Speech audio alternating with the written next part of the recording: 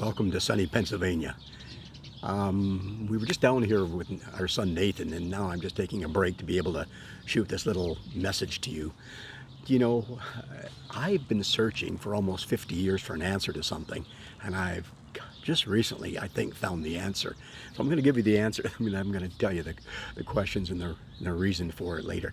The answer is found in the book of Colossians in chapter 2.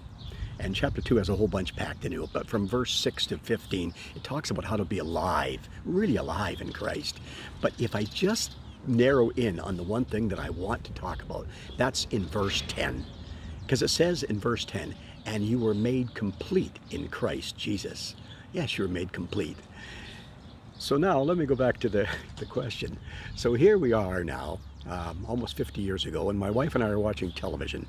And on television, there's this comedian, and his name was Flip Wilson. Flip Wilson did these kind of interesting things at the time. He dressed up as a woman. Yeah, he really did. And then he did these funny routines, made everybody laugh. And he always said in this thing that the devil made him do it.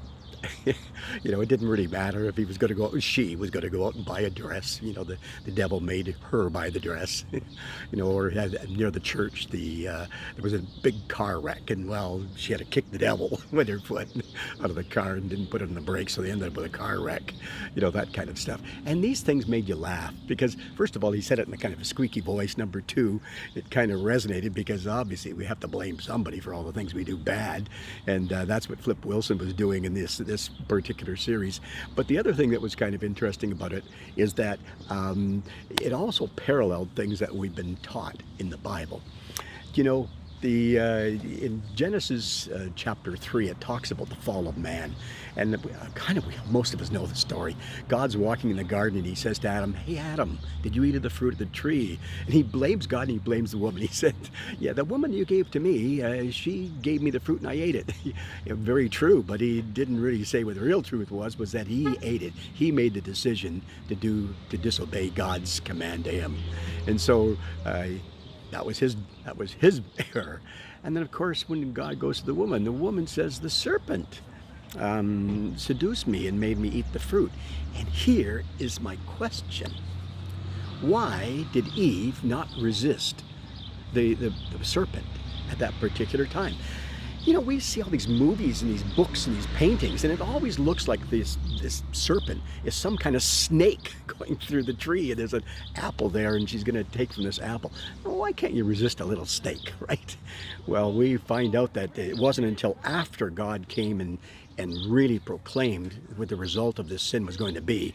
And that sin was going to be that he was going to have to crawl on his belly and eat dust for the rest of his life. That was what the devil was. So until that time, he wasn't a serpent. He wasn't that thing on the ground. What was he? He was a spirit. He was an angel that had fallen down. He was Lucifer himself. And Lucifer is described for us in Ezekiel chapter 28. And at that point, it says that when he was made to be a guardian of the holy places. And not only that, God had given him tambrets and pipes that were supernatural. Tambrets are sounds, almost like rushing wind. It's an instrument. And his pipes are his voice and his lungs. So when he spoke like the voice of an angel, but even the best angel. And the sounds that were made around him just elevated him to a new point of worship. And so how could she resist this voice?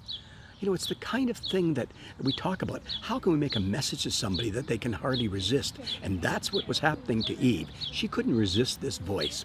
And so I believe that Adam and Eve were walking in the garden and they didn't even know that tree existed. You see, what they had was a command from God not to eat from this tree of good and evil. And so how could they resist this situation of eating from the tree of good and evil? I believe because the Spirit of God spoke to the spirit of man who was without sin, that they actually couldn't see the tree of good and evil. Where do I get that from? Because in chapter 3, verse 5 of Genesis, it gives this statement. It says that Yeah, doing one of these things outside is tough. People are walking by. Maybe I should have gone inside someplace.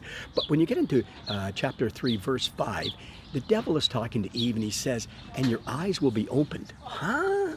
And then the next verse, when Eve is talking, she says, and when I saw that the tree was good. Yeah, that's right. When she saw, I don't think they saw it up to that point. And that voice of the devil was so overpowering that it made her move away from God's Spirit. So that's how sin entered the world. Well, now we're faced with a situation in life where we have to be able to resist this devil. How are we going to do it?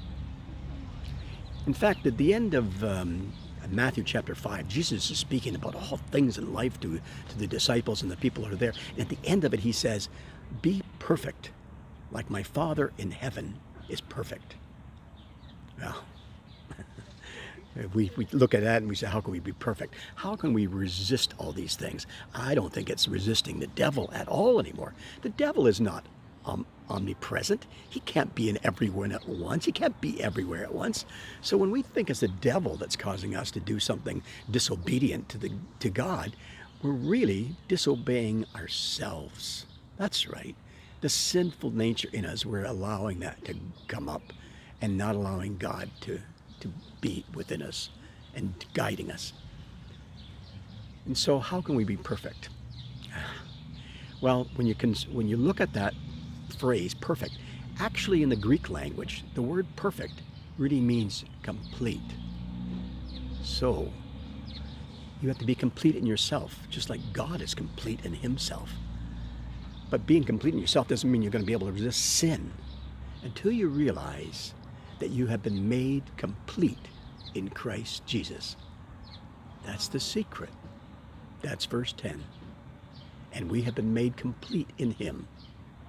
And so as the trespasses of one man, Adam, brought sin and condemnation into the world, so the act of one man, Jesus, brought justification and life to the earth today. Thank you. See you next week. Bye for now.